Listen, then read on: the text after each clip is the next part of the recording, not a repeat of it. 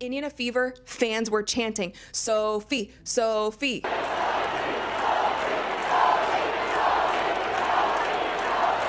What just happened in the WNBA wasn't a play, it was a turning point.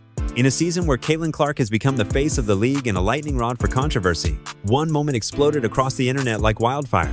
A scratch to the face, a brutal shove, and silence from the refs. But then, Sophie Cunningham stepped in and everything changed. This isn't just about basketball anymore. It's about protection, loyalty, and power. Because when the league failed to stand up, one player did, and that one moment might have made her a millionaire. So what really happened? Let's break it down. Caitlin Clark had been hacked all game. Slapped, shoved, scratched, and every time, the officials swallowed their whistles. Fans were fed up, commentators were stunned. And then came the moment that broke everything wide open. JC Sheldon reached in it for the ball, but for Caitlin's face. It was an eye rake, plain and simple, caught in 4K. No gray area, no accidental bump. This wasn't a hustle play. It was personal. You could see Caitlin clutch her eye, grimacing as the crowd gasped. Social media didn't even need slow-mo to know what they were watching. A blatant attack, no ball in sight. And yet, no ejection. That's when the chants started. The crowd wasn't just restless, they were furious. Fever fans, usually on their feet for threes and fast breaks, were now yelling something else. "Sophie, Sophie!" They weren't asking for points, they were asking for protection. Because if the refs weren't going to defend Clark, someone had to. Enter Sophie Cunningham. What happened next wasn't just a basketball play, it was a statement. A flagrant foul that sent JC Sheldon to the ground and sent a clear message across the WNBA. This ends now. The moment went viral instantly. Clips of the foul exploded across TikTok, Instagram, and Twitter within minutes. But this wasn't just some hard foul, it was the moment fans had been begging for. Clark had been taking hits all season long, and no one seemed willing to do anything about it. Until now. Sophie didn't just foul JC, she answered the call. And that foul? It wasn't just about that play, it was about all of them. The hip checks, the slaps, the disrespect. Sophie wasn't just defending Caitlin, she was standing up for every fan who had screamed at their television, wondering when enough would finally be enough. And suddenly, everything changed. The tone, the energy. The internet lit up like a forest fire. Sophie's name was trending before the buzzer even sounded. Within 24 hours, she wasn't just a veteran role player, he was the WNBA's most viral bodyguard. But what about the league? The refs? The silence from officials spoke louder than any foul, and fans were done waiting. Huge. What happened next would only pour gasoline on the fire. And they allow that stuff to happen, and it's been happening all season long. All season long. It's not just this game, it's been happening all season long. This is what happens, right? This is what happens. You've got competitive women who are the best in the world at what they do, right? And when you allow them to play physical and you allow these things to happen, they're going to compete. And they're going to have their teammates' backs. You'd think a blatant face swipe and a body check on the league's biggest star would draw immediate action from the officials. You'd think the refs would blow the whistle, call it for what it was, and protect their most valuable asset. But no, that's not what happened. Instead, the arena was filled with disbelief as JC Sheldon stayed in the game. No ejection, no flagrant, barely a whistle. Commentators couldn't believe it. The crowd was stunned. And the only real reaction was nothing. Fans were screaming. The Fever bench looked rattled. And Caitlin Clark? She was still wiping her eye, shaking it off, trying to refocus while her aggressor walked away like it was just another foul on the court. This wasn't just a missed call. It was a moment that told everyone watching on television, in the arena, on social media that something was seriously broken. Because here's the uncomfortable truth. If the roles were reversed, if Caitlin had swiped Sheldon in the face or body, checked her to the floor, we wouldn't be having this conversation.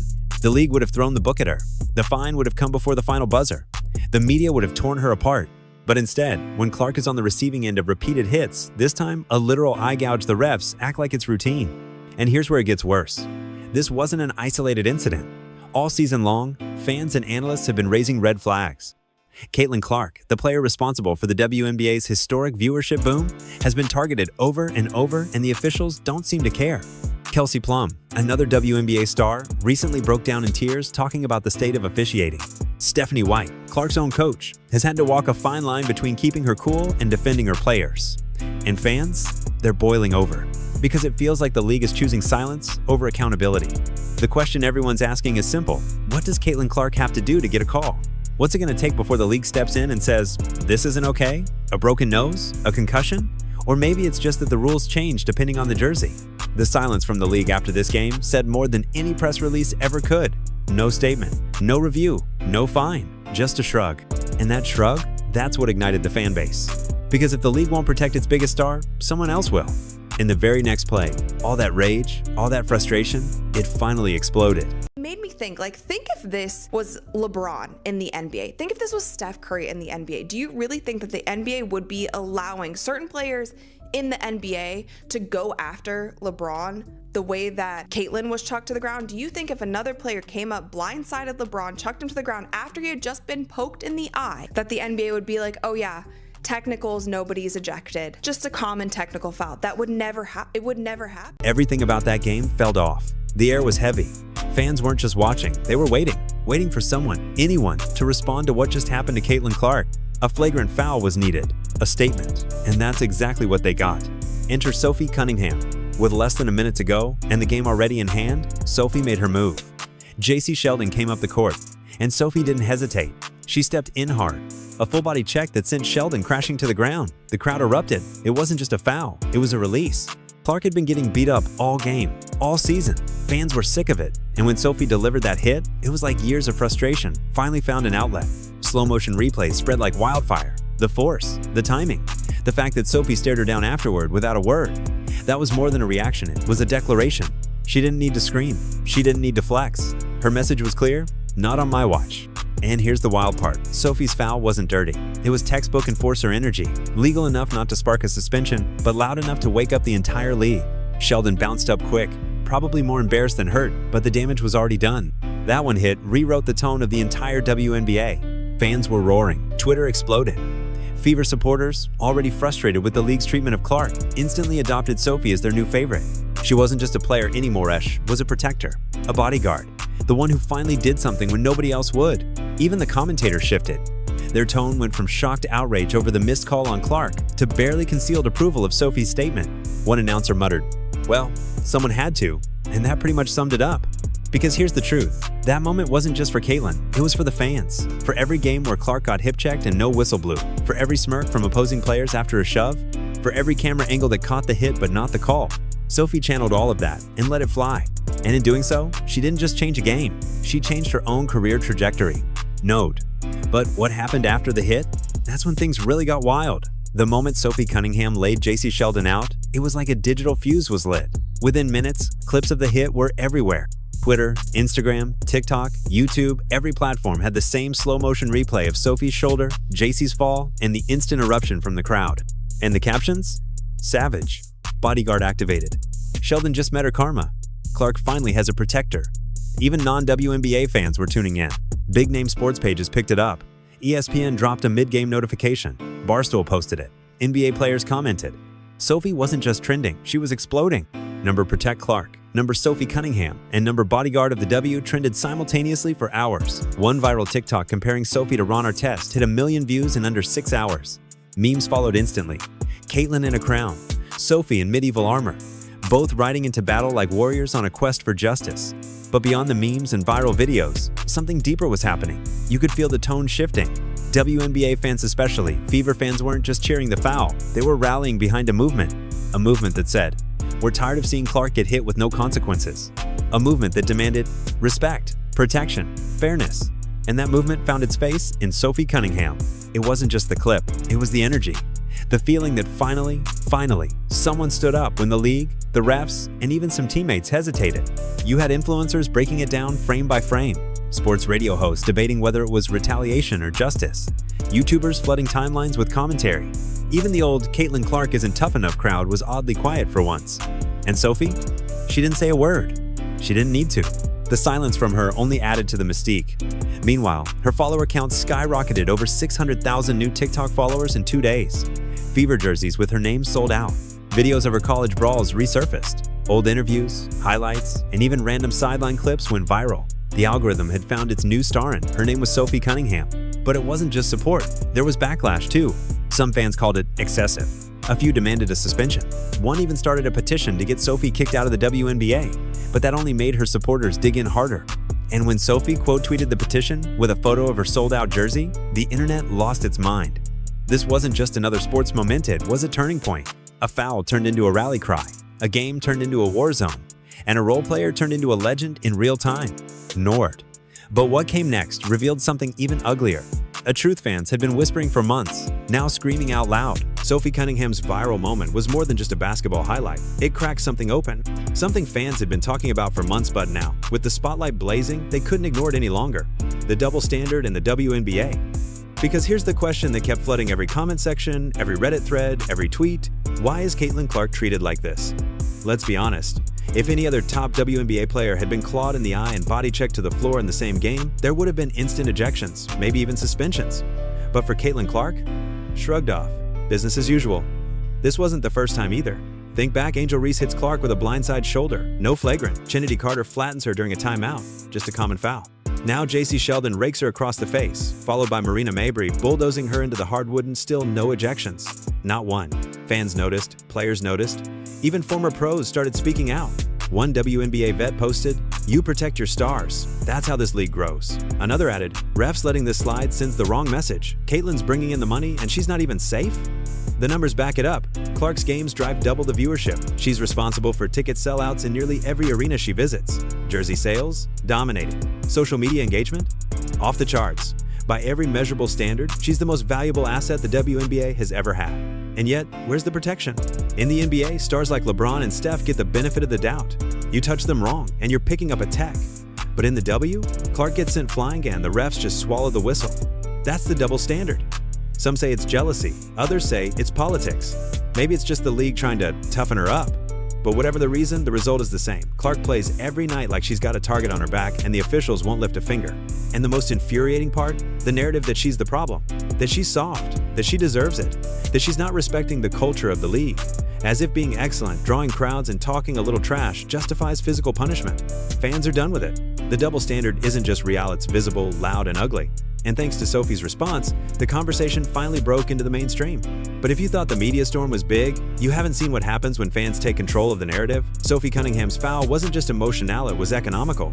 Within hours of flattening JC Sheldon, her brand exploded. Social media couldn't get enough. Commentators shifted tone.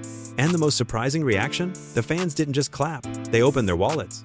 By the next morning, Sophie's Indiana Fever jersey had completely sold out. Let that sink in. A player who, 2 weeks earlier, wasn't even on the casual fans' radar, now had the hottest-selling jersey in the league.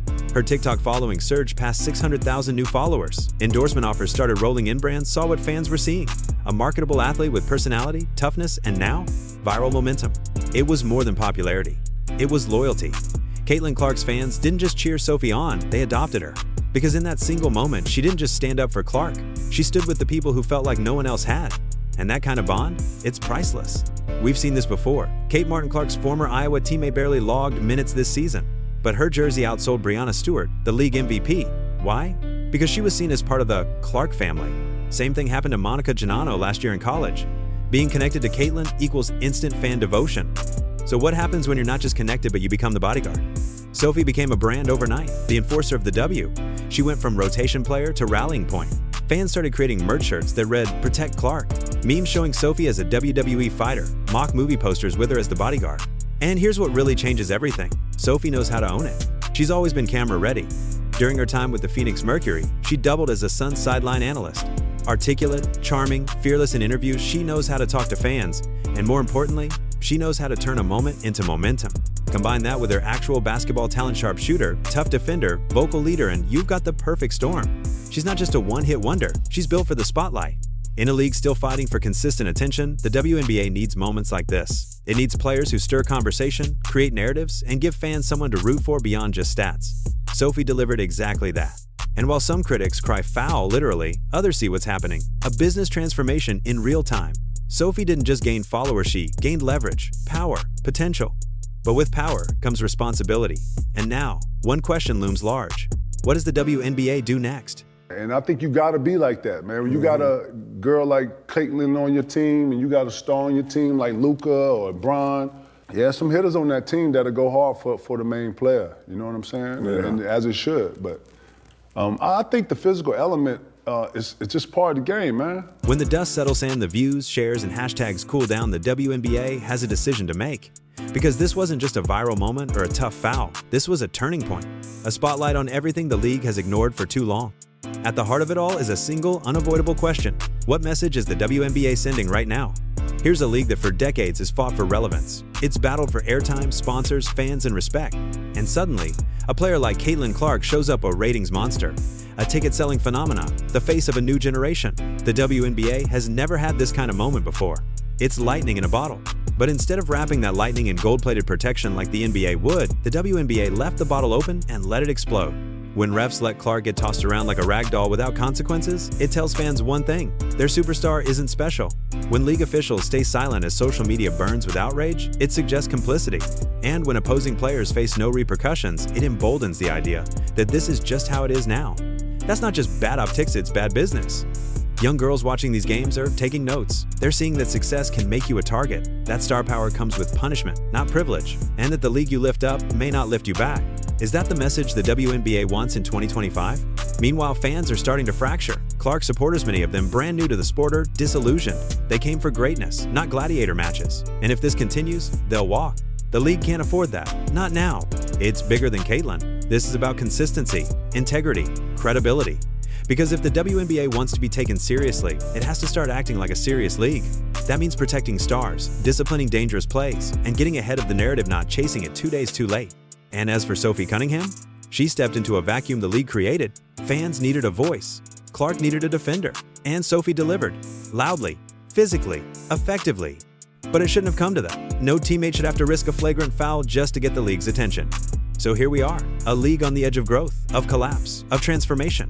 Which way it tips now depends on what it does next. Because if the message is, no one's coming to protect our stars, the future just got a whole lot darker. She was clawed in the eye, body checked to the floor. The refs did nothing. The league said nothing. And the fans? They roared not in celebration, but in fury. Sophie Cunningham did what the officials wouldn't. She drew a line. In doing so, she became more than a player, she became a symbol of loyalty, of resistance, of protection. But this story isn't about one foul. It's about a league teetering between greatness and chaos. And if this is what the WNBA allows today, the question everyone's asking now is chilling. What happens next time someone really gets hurt?